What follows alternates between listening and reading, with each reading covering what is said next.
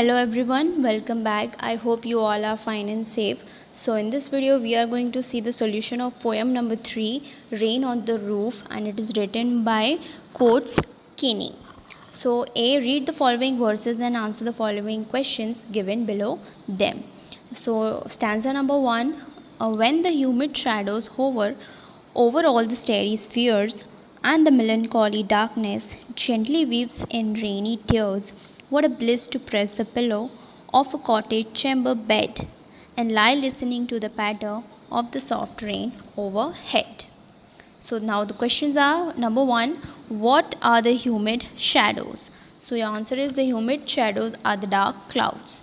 Number 2, why does the poet call darkness melancholy? So your answer is the poet calls darkness melancholy because it makes him sad. Now stanza number 2, now in memory comes my mother, as she used in years agone to regard the darling dreamers ere she left them till the dawn.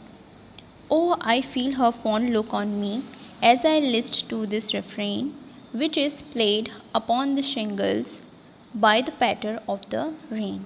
Now the questions are: number 1, who comes in the memory of the child when it rains? So your answer is when it rains the child is reminded of his mother. Number 2, find the word in the extract that refers to repeated sounds of the rain. So the word is refrain. Now B, answer the following questions to in 4 or 5 sentences each. Now the space for the section question B was very less, and your answer couldn't fit into it, so I have written the whole solution here.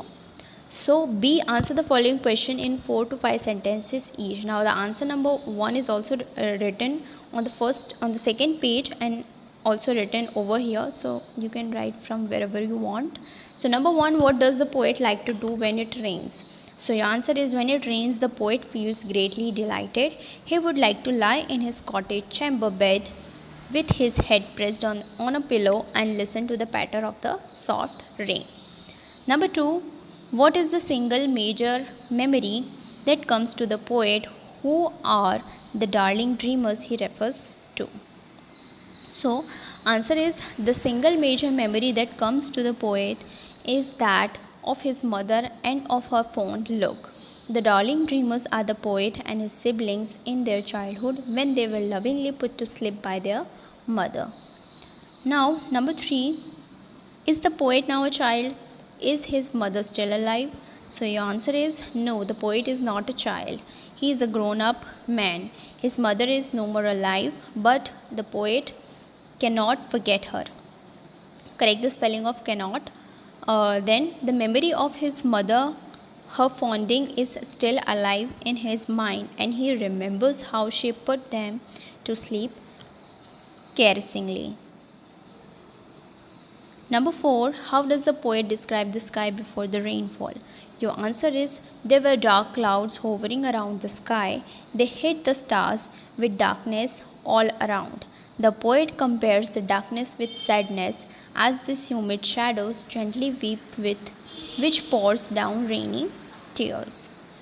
Then number 5, what does the each sound of shingle creates? Answer, every raindrop on the type of the roof creates on the top of the roof.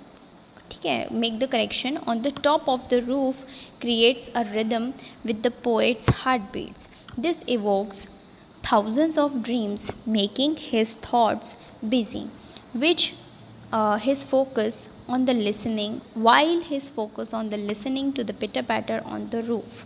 His mind starts weaving recollection fond of memory of yester years. Now question number 6, is the poet Coates Kinney able to enjoy the rain, or he reminisces the lost, or maybe there is a spelling mistake over here, so just correct it.